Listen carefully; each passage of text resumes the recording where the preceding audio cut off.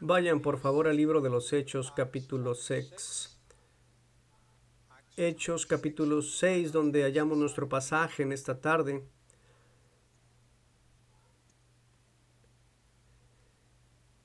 Y vamos a leer del versículo 1 al 8.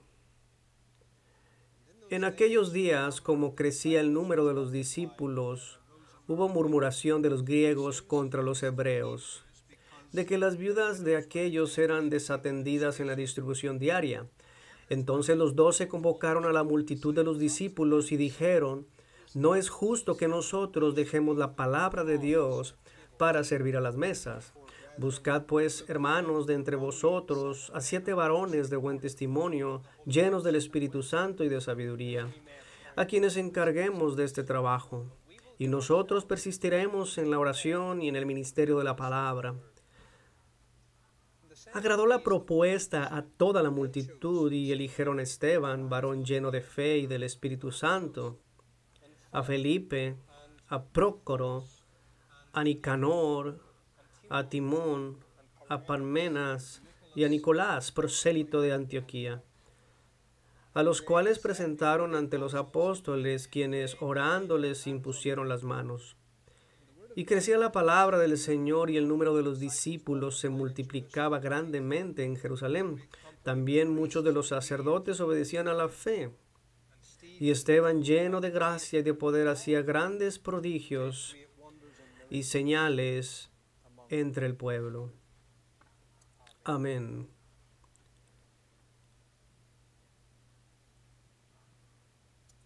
Vamos a considerar otro de los privilegios de la membresía de la iglesia en esta tarde. Y hoy llegamos al ministerio de los diáconos. Y creo que es correcto decir que el oficio de diácono ha sido más mal entendido en las iglesias modernas reformadas que el oficio de un anciano. Y como resultado, el papel de los diáconos ha sido subdesarrollado y devaluado. Se ha pensado del tal, y como alguien ha recientemente escrito en un artículo describiéndolo como un oficio menor, el oficio del diácono es juzgado como un oficio pequeño. Sin embargo, espero mostrarles en la escritura que eso es incorrecto. Así que lo que busco en esta tarde será corregir nuestra falta de comprensión. Quiero presentar el oficio de diácono en la escritura y mostrarles el bien que surgió de un diaconado operando aquí en el capítulo 6 de Hechos, con el objetivo de animarnos a nosotros mismos como congregación a desarrollar nuestra comprensión de lo que debe hacer un diácono y cómo es que debemos recibir lo que un diácono hace, para que juntos podamos disfrutar cada vez más y más de este privilegio que Cristo tiene para nosotros. Así que nuestro texto base se encuentra aquí, en Hechos capítulo 6, pero también nos extenderemos y estudiaremos otras porciones del Nuevo Testamento. Entonces comenzamos en Hechos capítulo 6 con el origen de los diáconos. Cuando hablamos de los oficiales de la iglesia, podemos identificar 3 oficios principales en el Nuevo Testamento. Tenemos el de anciano, que enseña. Hoy en día lo llamamos comúnmente pastor, aunque eso no es un título exclusivo de él. Luego tenemos el anciano gobernante, y ambos son iguales en autoridad en términos del liderazgo gobernante de la iglesia, mientras que el anciano maestro es quien enseña y tiene la función de predicar. Pero entonces estos ancianos, como hemos señalado en las últimas semanas, son administradores de la palabra y los sacramentos, y ellos también tienen el cuidado pastoral y la disciplina de la iglesia a su cargo. El otro oficio que encontramos en el Nuevo Testamento es el de diácono, y entra en escena en capítulo 6 de Hechos, donde la iglesia había sido plantada en la ciudad de Jerusalén y miles de personas estaban unidas compartiendo la misma fe en el Señor Jesucristo. Si retrocedemos unos cuantos capítulos, veremos que en el capítulo 4 de Hechos cómo es que ellos estaban colmados, llenos de unidad y amor, al punto que tomaban sus posesiones, sus finanzas y la compartían. Ahora, no tomemos eso como un mandato para un comunismo cristiano, entre comillas, sino que fue algo voluntario. En Hechos capítulo 4, una de las razones por las que sabemos esto es en el capítulo 5 de Hechos, cuando Ananías y Zafira mintieron al Espíritu Santo. Ellos vieron que Bernabé era popular y ellos querían ser parte de este equipo. Y pareció como que ellos simularon que vendieron sus propiedades y se reían todo el dinero a la iglesia, pero ellos retuvieron algo de dinero. Pero el Señor que ve en lo secreto expuso su pecado. Mi punto, simplemente lo que quiero decir es que mientras estaba en su posesión, la palabra del Señor dice que les pertenecía a ellos. No había ningún requerimiento obligatorio para vender todo lo que tenían y ponerlo a la iglesia. Pero al mismo tiempo no podemos descartar lo que sucedió, porque es un bello ejemplo de amor cristiano dentro de un contexto donde cada uno en la iglesia eran ayudados. Y en particular parece que cuando venimos al capítulo 6, las viudas. Por tanto, ¿qué es lo que estaba pasando? En primer lugar, todo ese dinero y posesiones llegaban a la iglesia y los apóstoles estaban haciendo todo. Y a medida que la iglesia crecía, se expandieron, y en el versículo 1 del capítulo 6 surgió una disputa entre los conversos hebreos de habla griega, las viudas, y ellas sentían que estaban siendo descuidadas y que estaban mostrando favoritismo en Jerusalén hacia los conversos al cristianismo del trasfondo judío de habla hebrea, y que sus viudas estaban siendo favorecidas en la distribución diaria. Bien, la contienda llegó a los oídos de los apóstoles, quienes dijeron en efecto, no tenemos tiempo para ocuparnos de esto. Tenemos que dedicarnos al cuidado espiritual de la iglesia, es decir, a la oración y a la predicación de la palabra. Esta lucha, esta dificultad práctica nos está distrayendo de nuestra tarea. Por lo tanto, tenemos que abordarlo. Elijan de entre ustedes a 7 hombres para servir. Bien, los discípulos hicieron eso. Los discípulos identificaron a aquellos que servían y sus nombres están registrados en el versículo 5. Reconocerán allí los nombres de Esteban, de Felipe particularmente. Ellos fueron elegidos por los discípulos y luego apartados por la imposición de manos de los apóstoles y por medio de la oración. Y lo que encontramos es que al final de este pasaje, el resultado fue que la iglesia floreció. Se restableció la paz y muchos se convirtieron. Así que lo que tenemos en el capítulo 6 de los Hechos es el origen del oficio de diácono.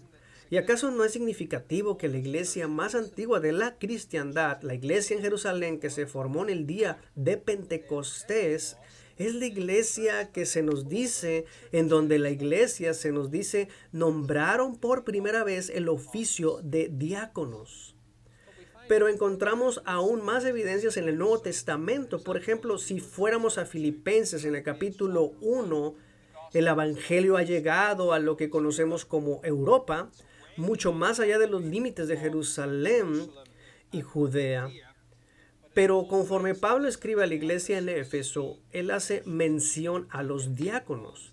Pablo y Timoteo, siervos de Jesucristo, a todos los santos en Cristo Jesús que están en Filipos, con los obispos y diáconos. Así que es evidente que la iglesia en Filipos tenía estos dos oficios ya establecidos. Y luego si ven en primera de Timoteo, en el capítulo 3, Timoteo está en Éfeso y Pablo le escribe y le da las cualificaciones para buscar no solo a los ancianos, sino también a los diáconos. Y así de nuevo podríamos concluir que allí en Éfeso tenemos esta doble función coordinada de oficios complementarios en la iglesia de Jesucristo. Bien, ¿y para qué fin? Desde el principio en Hechos capítulo 6 vemos la función y el propósito de los diáconos. Y lo que realmente tenían era lo que yo llamaría un doble ministerio de ayuda.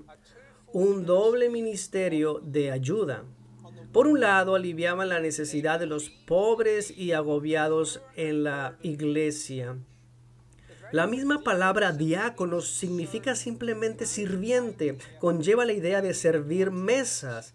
Así que si vas a un restaurante, tienes ahí un mesero, es un diácono, es un sirviente para ti en ese contexto. Y aquí vemos que ellos aliviaban la necesidad de los pobres y a los agobiados en la iglesia, sirviéndoles.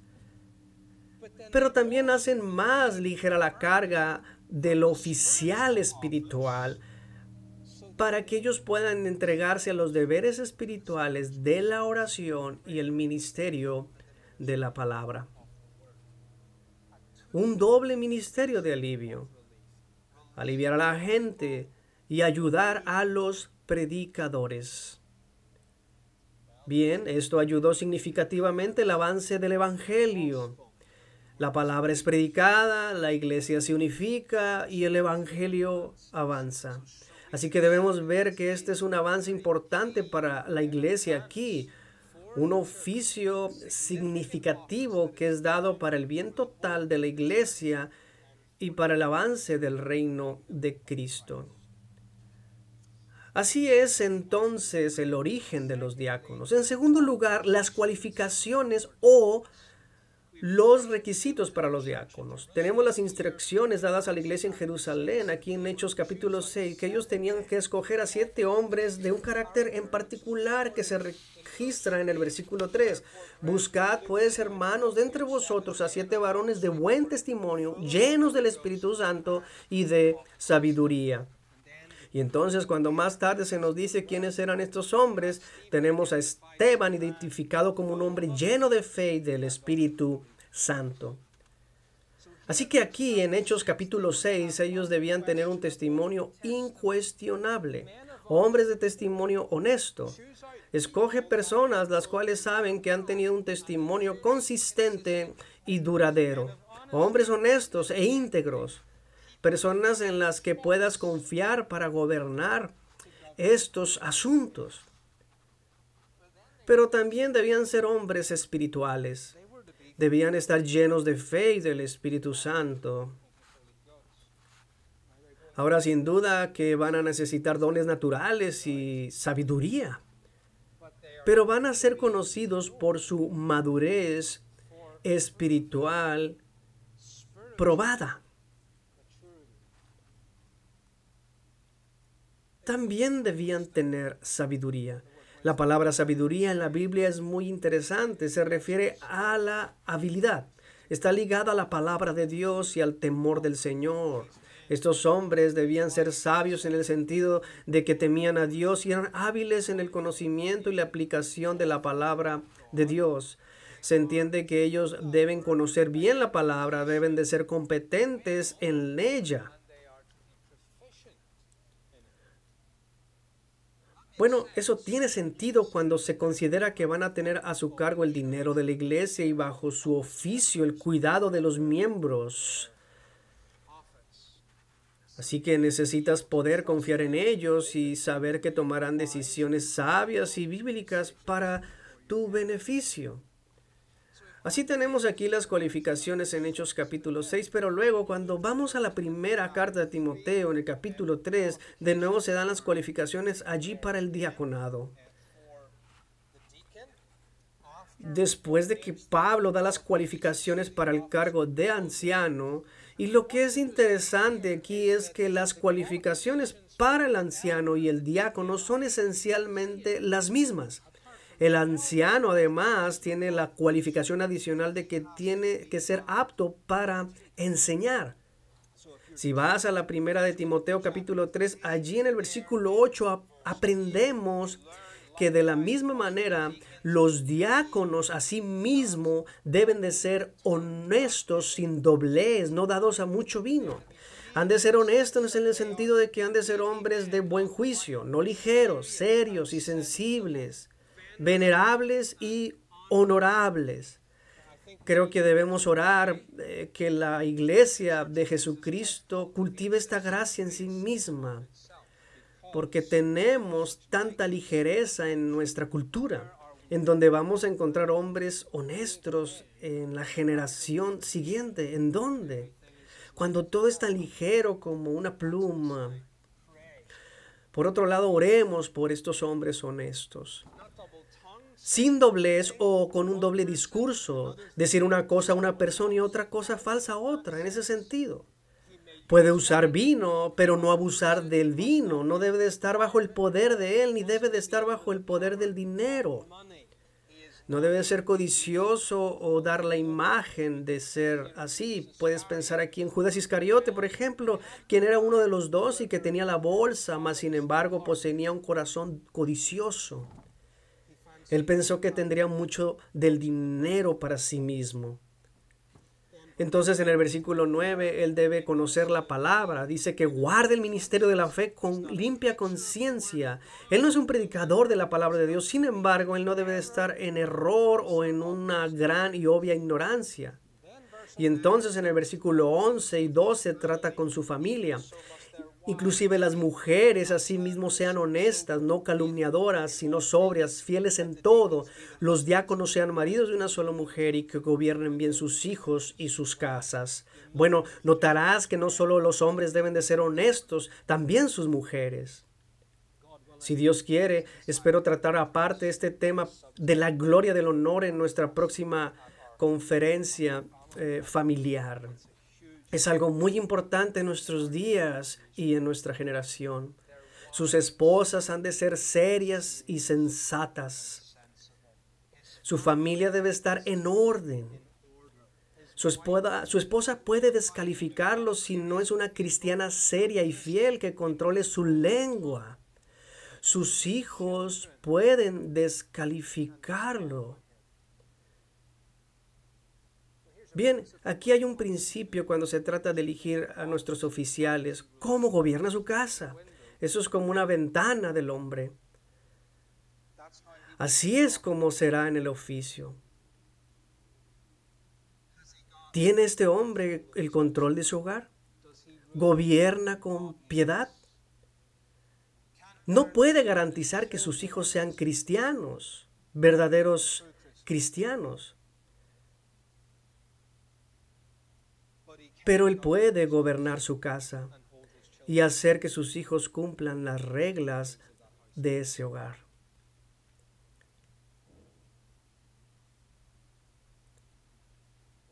Bien, estas calificaciones en sí mismas abren o hacen mayor nuestra perspectiva de lo que es un diácono. Tenemos una visión muy limitada de lo que hace el diácono. Es un hombre que sabe contar. Ustedes saben, él recibe el dinero cada día del Señor, lo cuenta y lo pone en el banco para nosotros. O sabe un poco de edificios, de locales. Es un hombre práctico y anima a otras personas en la iglesia. Dice, vamos a darles cosas que hacer. Bueno, ciertamente los diáconos deben tener esta sabiduría natural. Sin embargo, cuando lees el Nuevo Testamento, tienen que tener más que eso. Deben tener una piedad probada y reconocida y un historial de liderazgo espiritual en su hogar. Tienen que ser líderes, hombres de fe, con sabiduría bíblica y discernimiento. Y estas son las únicas personas, de acuerdo al Nuevo Testamento, que deben de ser colocados en el oficio. A propósito, todo hombre cristiano debería de ser así. Esto no es solo para que ancianos y diáconos deben de ser así. Ellos deben de ser así, pero todo hombre cristiano debería también. Tú tienes que también gobernar bien tu casa. No se te da luz verde y dices, bueno, esto yo no lo cumplo, bueno, no estoy gobernando como debería, no tengo que ser así de honesto como los demás. Sabes que el ideal es que deberíamos tener una habitación llena de hombres así. Deberíamos tener muchos donde elegir. Mucho de donde elegir ancianos y diáconos. Si los hombres en la congregación están buscando cultivar la piedad bíblica en sus vidas y en sus hogares. Bueno, así las cualificaciones de los diáconos. En tercer lugar, la función de los diáconos. Y quiero dividir esto en dos áreas principales. La primera es lo natural. Estas no son realmente categorías precisas, pero nos ayudarán en esta tarde. Aquí hay un traslape, aquí natural. Y lo que quiero decir con esto es que está claro en Hechos capítulo 6 que el oficio del diácono tenía una preocupación directa con lo financiero y lo material. Tenían todos estos recursos disponibles, tenían viudas necesitadas y ¿quién iba a funcionar en la distribución de los recursos a las viudas? Esto es en gran medida una necesidad natural y temporal.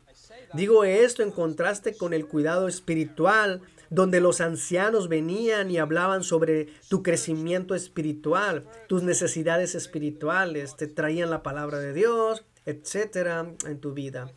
Bueno, creo que reconocemos esto en nuestra iglesia. Los diáconos son responsables de cómo se utilizan los fondos,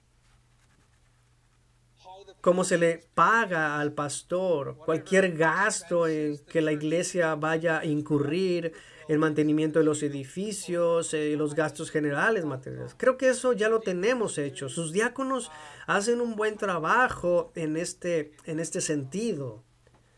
Sin embargo, no podemos dejar de lado el hecho de que en el Nuevo Testamento es mucho más que esto. Es mucho más que simplemente pagar cuentas y mantener en orden los edificios. Hechos capítulo 6 trata sobre la asignación de fondos de la iglesia a los pobres y a los miembros más vulnerables. Los pobres serán atendidos. Y si vamos a la historia de la iglesia, hallamos momentos en que este principio se aplicó de diversas maneras. Un ejemplo que leí hace muchos años fue que en ciertas partes de la iglesia primitiva, si un hombre perdía su trabajo, los diáconos hacían arreglos para que esta persona fuera empleada entre los miembros de la iglesia y pagado a un nivel por debajo de un salario original.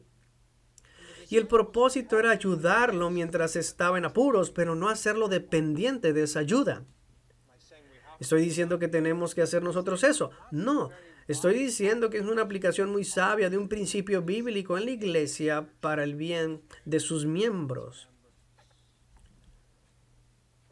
Una referencia de atención a los pobres se establece en el Antiguo Testamento. Por eso leemos en Deuteronomio, en el capítulo 15, donde se le dice al pueblo, tendréis pobres entre vosotros. Y la forma en que traten a los pobres mostrará en gran medida la autenticidad de su piedad. Así que si tienes un hermano pobre, dale cuanto necesite, aunque se acerque el año de remisión.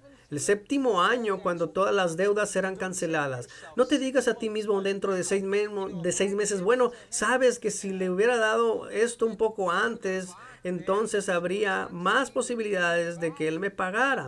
Pero sabes, dentro de 6 meses esta deuda va a ser cancelada. Así que lo siento no poder ayudarte porque no quiero perder mi dinero. Si hay una necesidad, cubre la necesidad. Si pierdes, no te preocupes. Yo te bendeciré.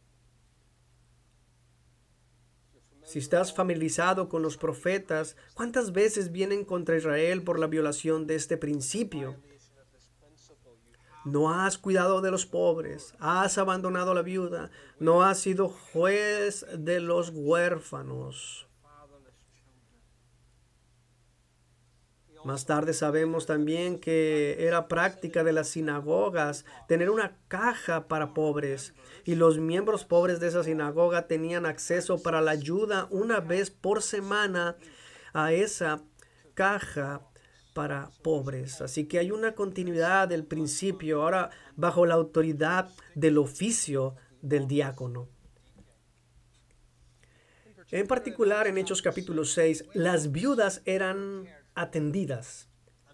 Y Pablo retoma esto cuando le escribe a Timoteo en la primera de Timoteo capítulo 5, que hay viudas que necesitan casarse de nuevo y hay viudas que son viudas en verdad. y creo que debían tener más de 60 años y que no tenían el cuidado de sus familiares. El primer cuidado era de la familia, pero si no tenían el cuidado de la familia, la iglesia debía asumir todo el cuidado de estas viudas. Ahora piénsalo, hubo mucha gente expulsada de las sinagogas por profesar su fe en Jesucristo. Habían sido abandonadas por sus familias. ¿Y qué pasaría con estas mujeres? En muchos casos habían sido puestas bajo el cuidado de la iglesia. Y junto con las viudas, los huérfanos también eran cuidados. Lee la historia del presbiterianismo y verán que en Irlanda, Escocia y América, particularmente en el siglo XVIII y en el XIX, las sociedades presbiterianas de huérfanos crecieron y estaban bajo la dirección y el cuidado de la iglesia con la función de los diáconos. Ahora mucho de esto fue recuperado en la Reforma, en el periodo anterior a la Reforma. Toda la idea de dar limosna había sido tomada por los obispos y era meritoria, y así lo hacían para ganar favores con Dios en el cielo.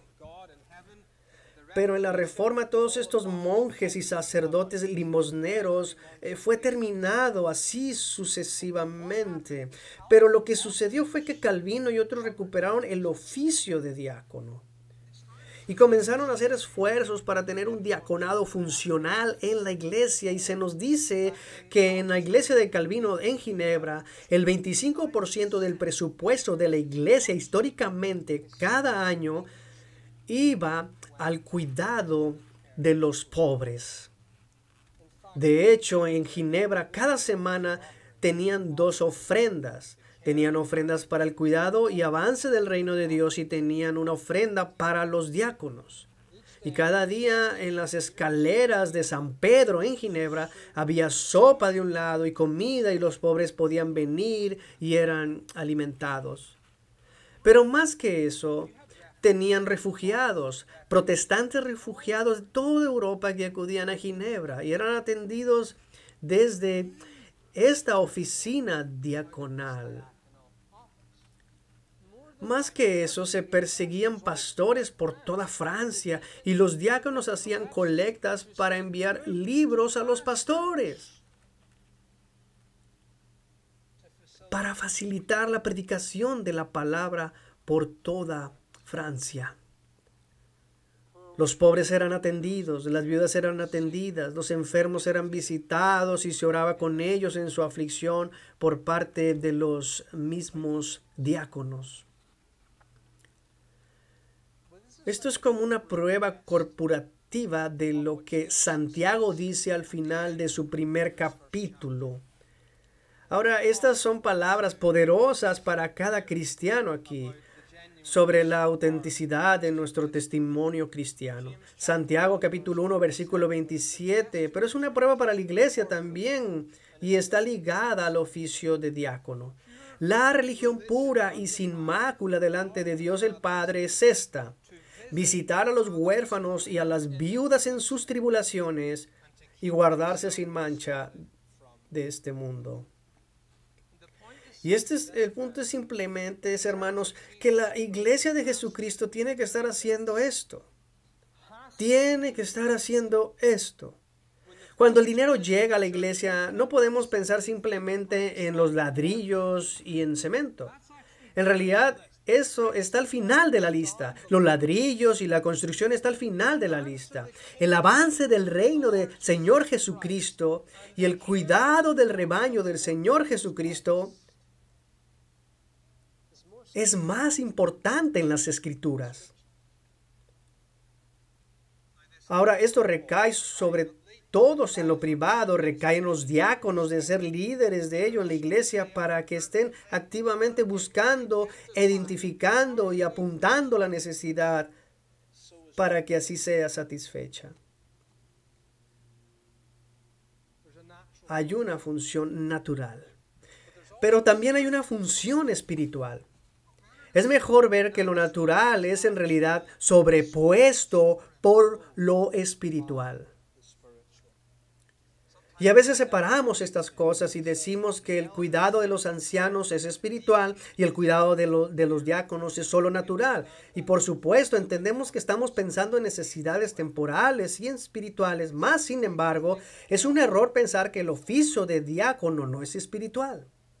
Piensen en todas las cualificaciones diaconales. Eran las mismas cualificaciones que las que tenía un anciano, aparte del hecho de que el anciano tenía que ser apto para enseñar. Pero aún más, ¿para qué se designa un diácono?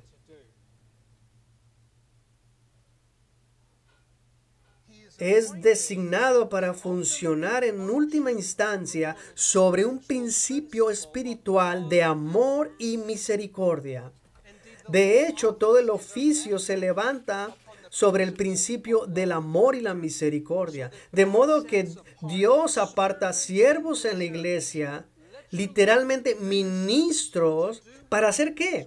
Para ministrar misericordia a través de un oficio de compasión. Históricamente a los diáconos se les llamaba las manos de Cristo, las manos del cuerpo de Cristo, porque esto es lo que la iglesia reconocía, que era en realidad el propio amor práctico y continuo de Cristo, su cuidado y la caridad a sus propios miembros a través de las manos de los diáconos. Así como hay un gran pastor y tiene subpastores para cuidar de las necesidades espirituales, Cristo es el gran diácono, el que vino a servir, el que no fue servido y sirvió hasta dar su propia vida. ¿Y qué es lo que hace? Él continúa diaconizando su rebaño a través de los diáconos, que ministran amor práctico y cuidado a los miembros, y más que eso, aquellos que ni siquiera son miembros, aquellos que están fuera de la iglesia del Señor Jesucristo. Ahora ha habido un debate sobre esto en la historia, que los oficios son para la iglesia y por supuesto son directamente para la iglesia. Pero escuchen, volvamos al Antiguo Testamento. ¿Qué es lo que debían de hacer los israelitas con los extranjeros que vivían entre ellos? ¿Abandonarlos? No. Ellos debían cuidar al extranjero y recordar que ellos mismos fueron extranjeros y forasteros en la tierra de Egipto y que el Señor su Dios los redimió. Entonces llegas al Nuevo Testamento. ¿Quién es mi prójimo? ¿Quién es mi prójimo? ¿El judío? Jesús cuenta su famosa parábola del buen samaritano, el extranjero. Entonces llegas a Gálatas en el capítulo 6 y dice, y hagamos bien a todos, y mayormente a los de la familia de la fe. Así que sí, hay una función particular hacia la propia iglesia, pero no se limita a esto. En la iglesia primitiva, el cuidado diaconal de los miembros era un testimonio para los paganos. Lo que era común en ese tiempo era de que los paganos realmente abandonaban a sus pobres y a sus necesitados. Y entonces miraban a la iglesia cristiana, y la iglesia cristiana no hacía eso. Era como una ciudad alumbrada y asentada sobre una colina a través de sus obras de misericordia y práctica en el cuerpo. Aquellos cristianos no abandonaban a sus pobres. Es más, cuando los paganos abandonaban a sus pobres, los cristianos los acogían.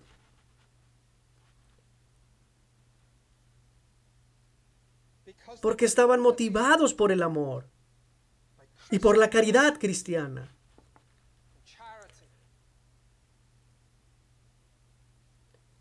Nos hemos asustado en gran manera con este tipo de cosas, porque las iglesias liberales lo han pervertido y han hecho de todo esto el evangelio. Pero hermanos, la respuesta es no hacerlo. La respuesta es mantener las dos cosas juntas. porque realmente el uno alimenta al otro. Las iglesias liberales ni siquiera lo hacen por el motivo correcto. Lo hacen sin Cristo. Sin Cristo y sin contenido en muchos casos. Cuánto más deberíamos estar motivados cuando vemos necesidad dentro y fuera, como aquellos que están obligados por el amor de Cristo. ¿No es una parodia que el oficio del diácono se haya vuelto en gran medida tan superfluo en la iglesia?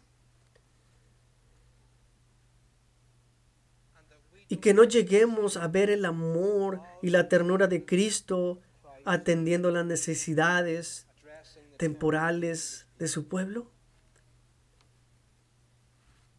Amigos, este tipo de cosas son tan estimadas por Jesús que las establece en el juicio. ¿Quién dio un vaso de agua fría en mi nombre? ¿Quién me visitó cuando estaba enfermo? ¿Quién me dio de comer cuando tenía hambre? Estas cosas son vitales para nuestro cristianismo. Estas son marcas de nuestro cristianismo. Bueno, y entonces los diáconos de hoy, ¿por qué el papel de diácono ha caído en tal negligencia?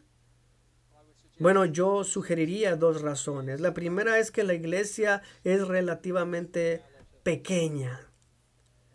Y si nos remontamos al siglo XVI y XVII, tendríamos enormes iglesias y todos en las parroquias estarían conectados a la iglesia. Nuestras iglesias se han vuelto pequeñas y más selectivas. Así que tal vez no vemos el mismo grado de necesidad.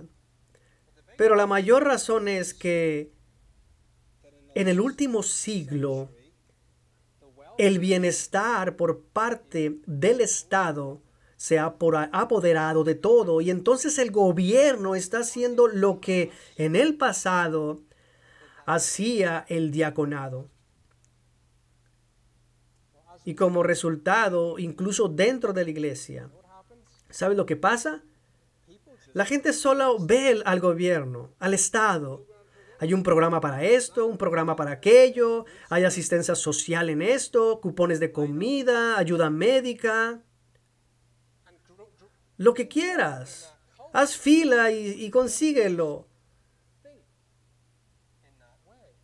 Y hemos sido criados a pensar de esta manera. Ahora ustedes podrían decir que todos estamos pagando nuestros impuestos. Así que en un sentido, sí, vaya y haga uso de ello en un momento de necesidad. Hay argumentos como ese. Sin embargo, quiero que entienda algo. El Estado da su bienestar, pero no en el nombre de Cristo. Lo dan en el nombre del humanismo. Es un ateísmo secular, una neutralidad religiosa. Sí, pero no en el nombre del Señor Jesucristo. Y lo que eso significa es que en última instancia le roban a Jesucristo su gloria. Bien, creo que eso sugiere que necesitamos sacudir nuestro pensamiento, porque nos hemos acostumbrado demasiado a esto. Y otro problema es que nos vemos vueltos demasiado cómodos en nuestra propia riqueza, que no estamos acostumbrados a salir. Y por eso nos conformamos con dejar que el Estado y otros organismos cubran estas necesidades. Amigo, yo no sé cómo, pero sí sé que necesitamos reclamar este oficio bíblico del diaconado para que funcione mejor en todas estas áreas. Porque a pesar de todas las dificultades y esfuerzos para llegar allí, hay tantas oportunidades en la iglesia. ¿Qué vamos a hacer? Bueno, vamos a satisfacer la necesidad de los pobres. Tal vez digas, no tenemos pobres. Bueno, estoy de acuerdo contigo relativamente hablando. Nadie en esta congregación es pobre. Algunos de ustedes tienen más dinero que otros, pero nadie es pobre. Nadie se muere de hambre aquí. Hay millones de cristianos en todo el mundo que son pobres. Ellos no tienen comida para esta noche. Ellos están preguntando dónde conseguirán comida para mañana. Eso sí es pobreza. Hubo muchos cristianos en el pasado en este país que eran así de pobres. Ahora el estado de bienestar lo ha enmascarado un poco, pero todavía tenemos pobres. Porque la idea bíblica de la pobreza no es solo monetaria. Ahora, con respecto a la pobreza financiera, nos enfrentamos a la presión económica.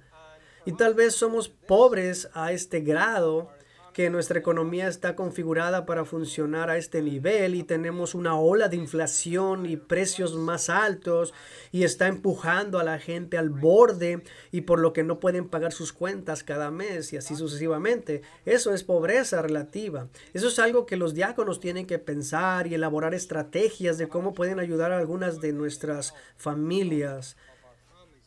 Los hombres y sus familias jóvenes están abriendo un camino en el mundo, no tienen ahorros en ellos y así sucesivamente. Los diáconos necesitan tener la antena levantada en este tipo de contexto.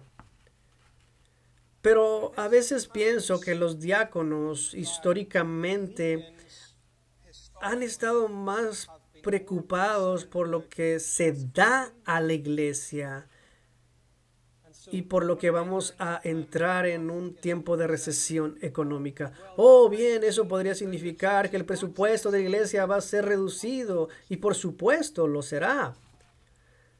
Pero el énfasis aquí en la Biblia no es tanto la preocupación de lo que se ha dado a la iglesia. Eso es esencial, pero lo que podemos hacer con lo que se da a la iglesia. Y cuando pensamos así, hermanos, un tiempo de restricción financiera y crisis es en realidad una oportunidad para que los diáconos se ocupen y manifiesten el amor del Señor Jesucristo. La Biblia nos dice en Deuteronomio capítulo 15, y de nuevo Jesús dice, a los pobres siempre los tendréis con vosotros. Esta idea utópica de los filósofos humanistas de que erradicaremos la pobreza es completamente antibíblica. La Biblia dice que siempre tendréis pobres con vosotros. Bien, ¿por qué Dios no se ocupa de la pobreza? ¿Por qué Dios no es tan bondadoso para aliviar la pobreza? Y creo que la respuesta es esta. La deja para probar nuestro amor. La deja para que pueda glorificarse a sí mismo en el trabajo de la iglesia. Cuando se ocupan de esta necesidad. Así que hablamos de cristianismo experiencial. Esto es cristianismo experiencial. Esto es cristianismo práctico. ¿Cómo podemos amarnos unos a otros en la congregación a través de un diaconado bíblico funcional?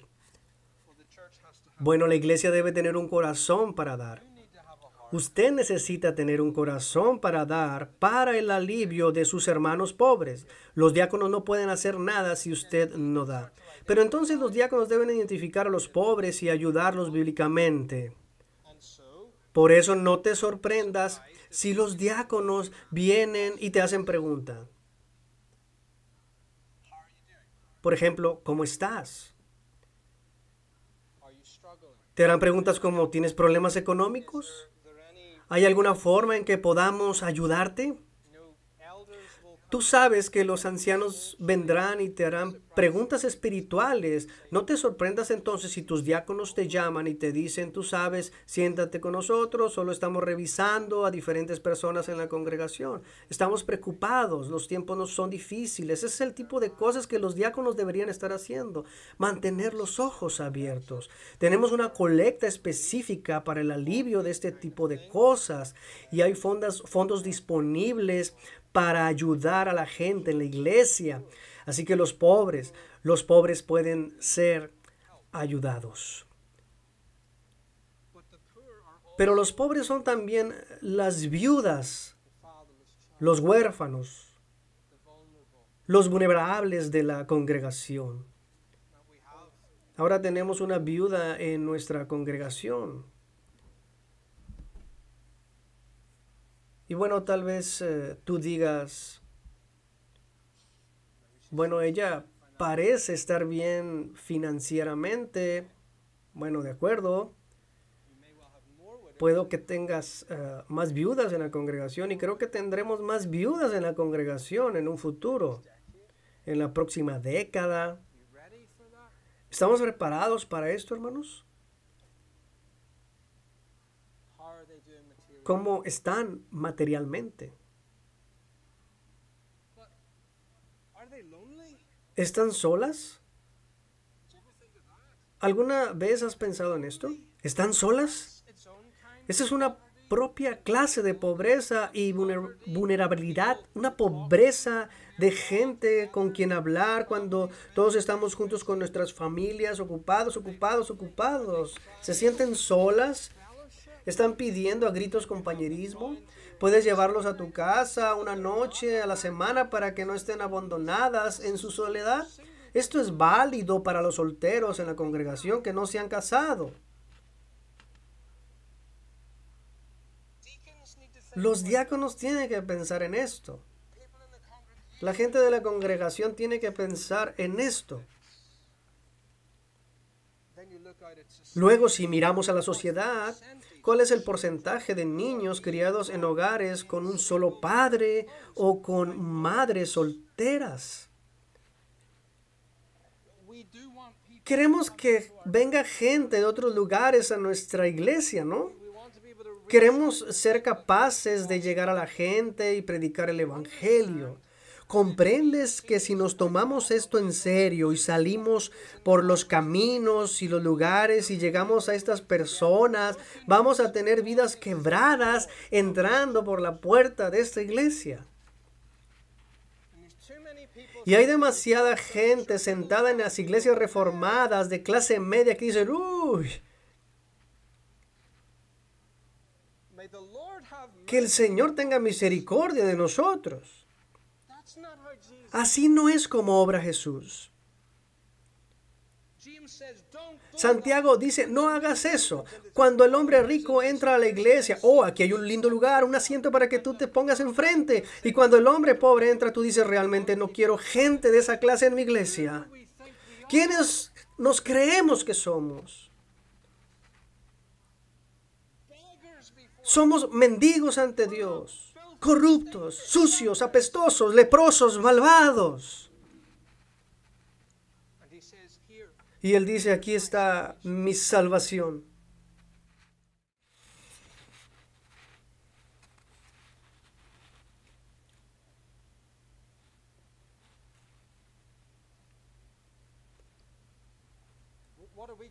¿Qué vamos a hacer?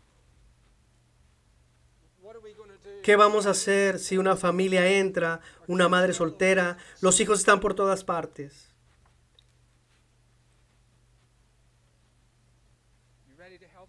¿Están listos para ayudarles? ¿Están listos para ser pacientes con ellos? ¿Están preparados para amarlos? Ustedes hombres, ¿están preparados para ser sus mentores? Vamos a educarlos para que no se conviertan en pupilos del Estado, dependiendo del Estado, tal vez como su madre y su padre están, donde quiera que estén, sus padres ante que ellos. Estamos preparados para este tipo de cosas, hermanos. El papel del diácono es fundamental para ello. Fundamental.